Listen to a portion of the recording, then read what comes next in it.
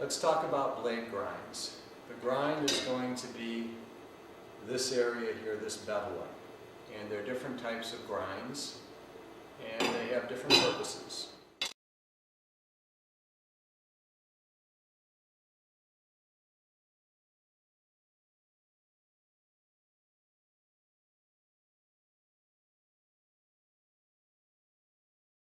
The cheapest to do is no grind at all. This is your cheap Chinese-made butterfly sword where they took a piece of sheet steel, hit it with a die, and that's it.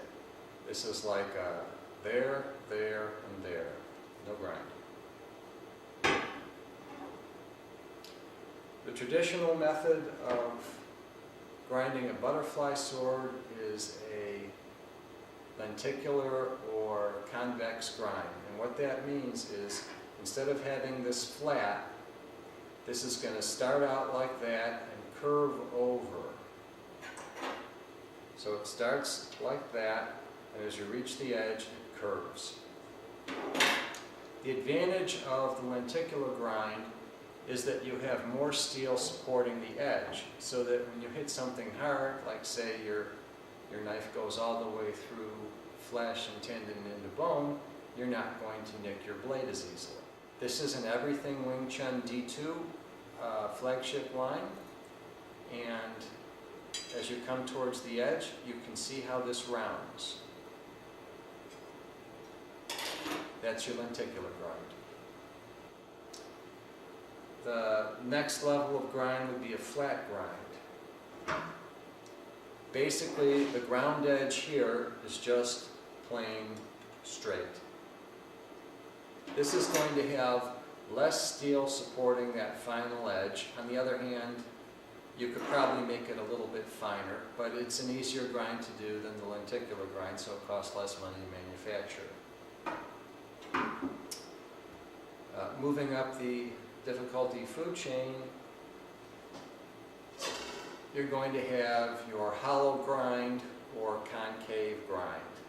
Now, with most butterfly swords that have a hollow grind, you're probably going to see something that's a lot shorter than this because it is difficult to do the wide hollow grind that Model Design LLC and Everything Wing Chun typically spec out to Iron Man Steel Forge. This hollow grind takes off a lot of steel, it leaves the edge very fine, and with a hollow grind, if you sharpen this, you can get the finest possible edge.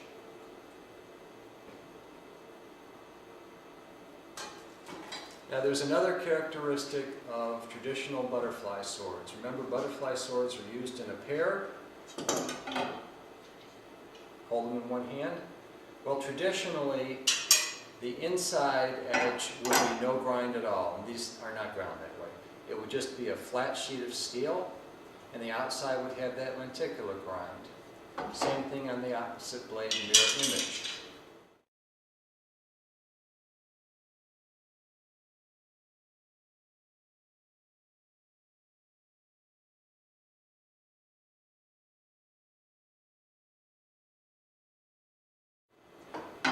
That's like a chisel, so it's called a chisel grind. It doesn't matter whether the outside is a flat grind or a hollow grind or a lenticular grind. The point is, if one side of the blade is flat and the other side of the blade is ground, that's a chisel grind. The advantage of a chisel grind is that it's easy to do. It doesn't take a lot of skill. You don't have to make sure that the inside and the outside are perfectly symmetric. With very little work, you can rapidly achieve a nice cutting edge. The downside of a chisel grind is that the drag coefficients of the inside and the outside are not the same. So if I were to take a knife that's symmetrically ground on each side and go straight down, I'm going to hit what I'm aiming at. It's going to go straight down. If I take a knife that's got a chisel grind and attempt to go straight down, let's say that's the inside and it's the flat grind, this is the outside and it's got the actual grind, what's going to happen is, because of the difference in drag coefficients, this knife is going to veer towards the flat side. So I'm not going to be able to hit the target I'm aiming at. Now, I have heard that some people think that's an advantage because, like a rifled bullet from an M16, it's going to roll around in the rib cage and interior and do a lot of damage. On the other hand, I'd rather hit what I'm aiming at. I count on my precision being one of the reasons that I succeed. I'd like to take a moment and discuss tapers. There are two kinds of tapers on a sword blade. And let me find them. One of the tapers is a profile taper, and that means that when you look at a cut view of the blade, you're going to taper starting from here to here. So this spine thickness is thicker than the thickness down at the cutting edge.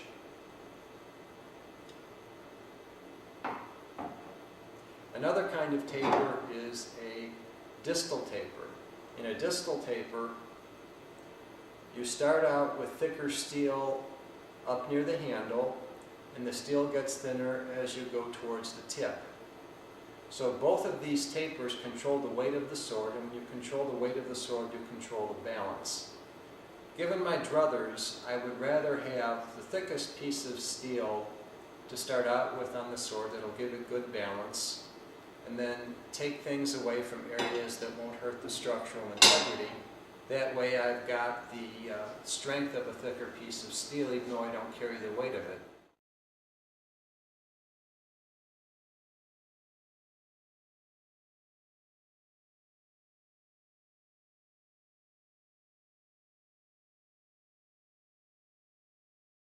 Okay, now we're going to talk about the tang. The tang is the part of the sword that runs inside the handle and attaches the blade to the rest of the sword. If you can't see the tang at all, it's called a hidden tang.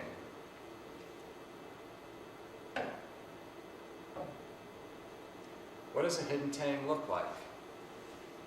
Let me grab one.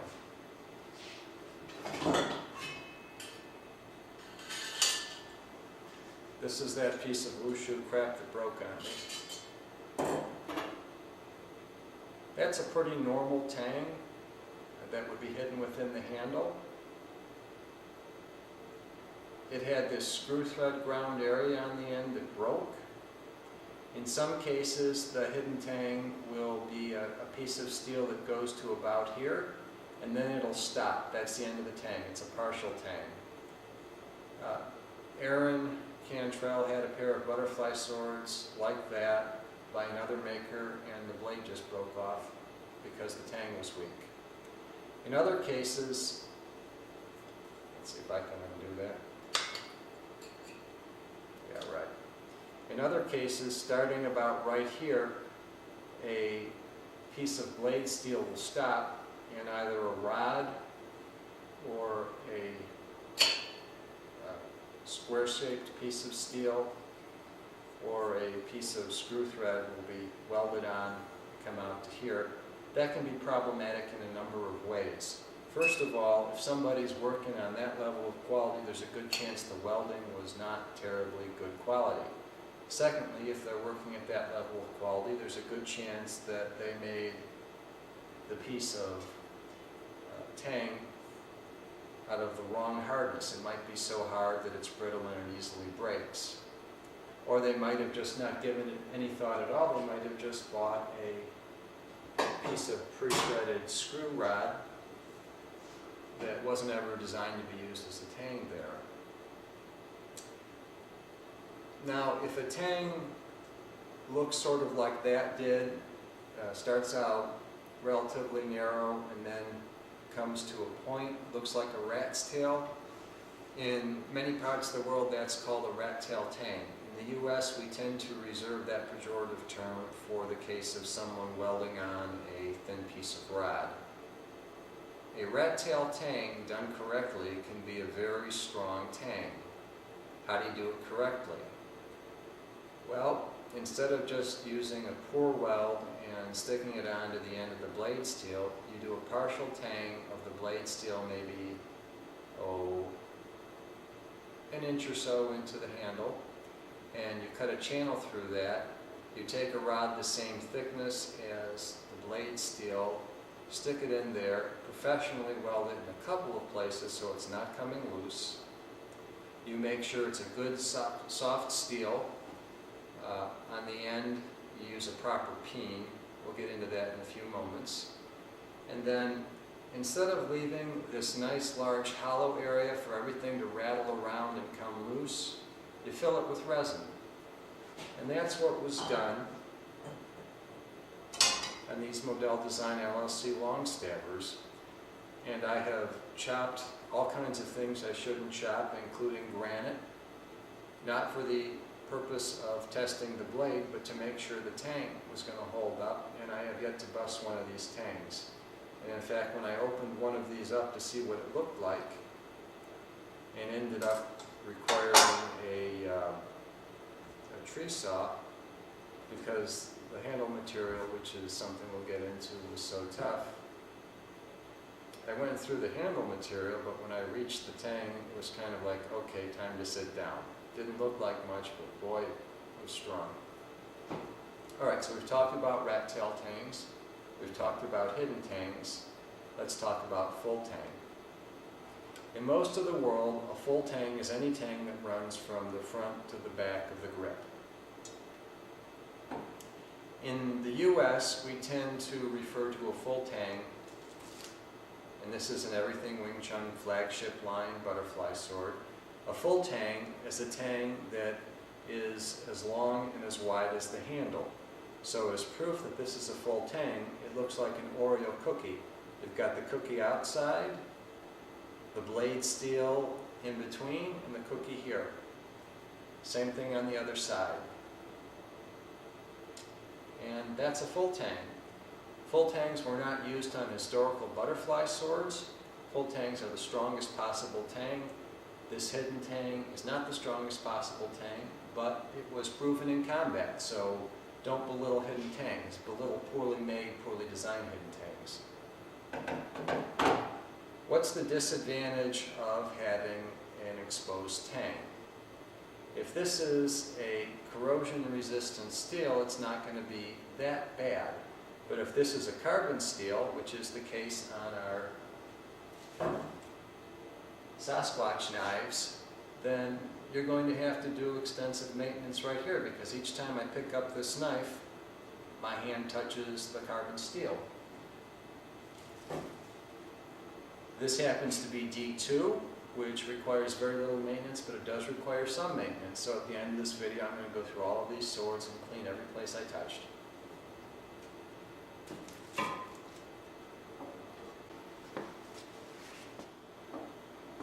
So let's take a moment and think about how the blade is attached to the handle and the D-guard. In the case of a traditional antique, it was done using a method called peening. What happens is the tang goes through the grip, through the end of the D-guard, and then it gets smashed down with a hammer, so it balloons out like a mushroom, and that's what holds this together.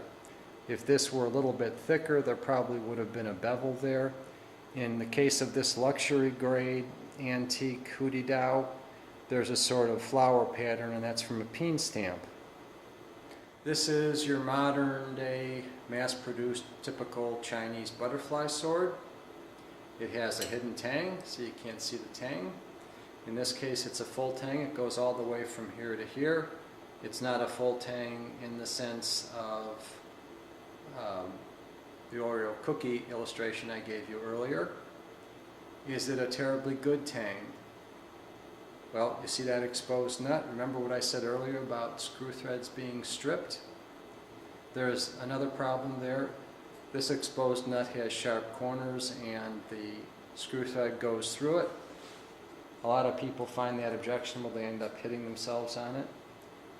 But is this a good solid tang? This is brand new out of the box, bought just for this demonstration. Let's find out. Big oops. All right, let's see what's on in there. I'm not expecting wonderful things. Okay, first day.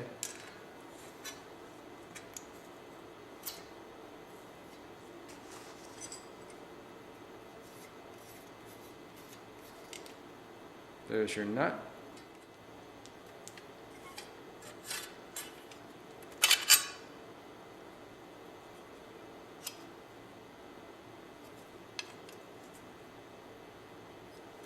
Okay, you can see that this piece of rod is welded onto the blade, and that weld is unfortunately visible on the blade. One would have expected them to do the weld here where it was hidden, but they had no shame. I can't vouch for whatever's going on with the rod. I'd probably have to take a hammer to it to figure out if it was hard or soft. I can tell you right now that this thing with the handle turning around before the nut even came off is not good. Let's take a look at another modern butterfly sword. Again, purchased, it's a mass-produced butterfly sword. Purchased solely for this demonstration. I would not practice with this. It has a slightly more expensive looking nut. See how they've beveled that so at least it's not sharp even if it is protruding. In this case, you can see that there's a sort of rectangular part of this blade that actually goes into the handle, so that's going to stop this thing from turning when the nut gets loose, which it will. I don't know what kind of tang is in there, and I don't feel like opening it up. This is the cold steel D-guard. They do have a nut. They've rounded the edges. They have sanded off the screw thread so it doesn't stick out past the nut. This is that Crane's Production butterfly sword. Here's the peening that they did. This is a Model Design LLC long stabber. It's got a recessed tang. If you look, you'll see nothing is sticking out the back having to do with the tang, and I like that because sometimes you may need to punch with the butt or smash with the butt. I prefer not to do that on the tang, and in this particular design, this area of the D-guard, which is curved for structural integrity, is your striking surface, or at least your intended striking surface, so you leave that peening relatively safe. So what happened here is you have your screw thread running through this piece of brass, and then there was a nut, and then the nut was peened, and the whole thing was smoothed over. So it's a very nice recessed peen. It's actually a really great peen. Take a close look at that. Just phenomenal work by Iron Man Steel at this price point. This is an Everything Wing Chun flagship line 14-inch hybrid 440C full tang butterfly sword. Underneath this handle scale, this full tang comes through, and the forge has used an argon welder to weld the D-guard to the tang, so it's not coming loose. In addition, this handle scale is glued on and triple pinned. Normally you just use double pinning on even a custom knife. And because the scale is in between these two sides of the D-guard and attached to the tang, it further supports the tang in place. Another method of construction is to run pins through and then polish them out. Which brings me to another point. One disadvantage of having a full tang knife is that inevitably any wood-based handle material is going to shrink, so you are going to feel with your finger at some point in time a line where the handle scales meet the tang. You might even feel it from day one because the item's been sitting around in a warehouse. And that's part of the price that you pay for having the strongest possible tang. It's a dirty little knife maker's secret. Alright, let's talk about a couple of modern attributes. Let me bring out the antique butterfly sword. If you look closely on this sword, you'll see that the entire blade is carved. And then I'll bring it even closer so you can see a few other things.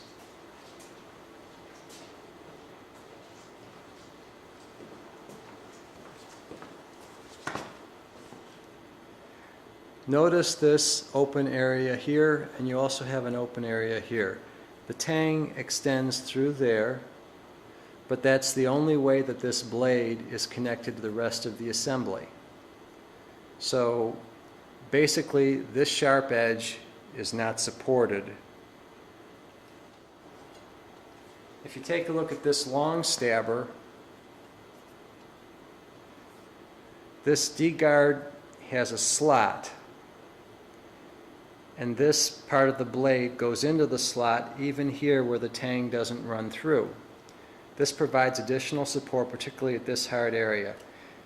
Model Design LLC likes to make sure that this area is supported, because if you're going to do a block or a cover and some other weapon runs down through here, this is the area where there's going to end up being a lot of impact over time, a lot of heavy impact.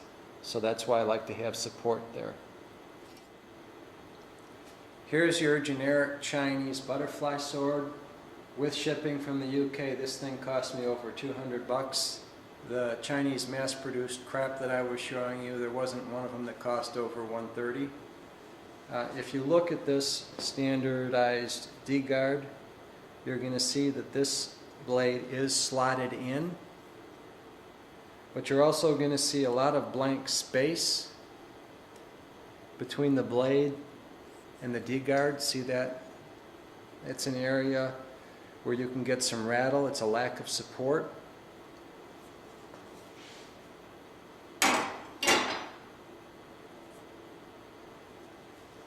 And if you look at this butterfly sword, you're also going to see space here, which is an area where there's no support. It also means that you can have things flow into there that you're going to have rust issues arising therefrom. If you take a look at this integral knife, with the D-guard being the same steel, the same piece of steel as the blade, this is joined from here to here, and there is no empty space in the slot. That empty slot space is something that knife makers call fit. This is an EWC flagship line knife.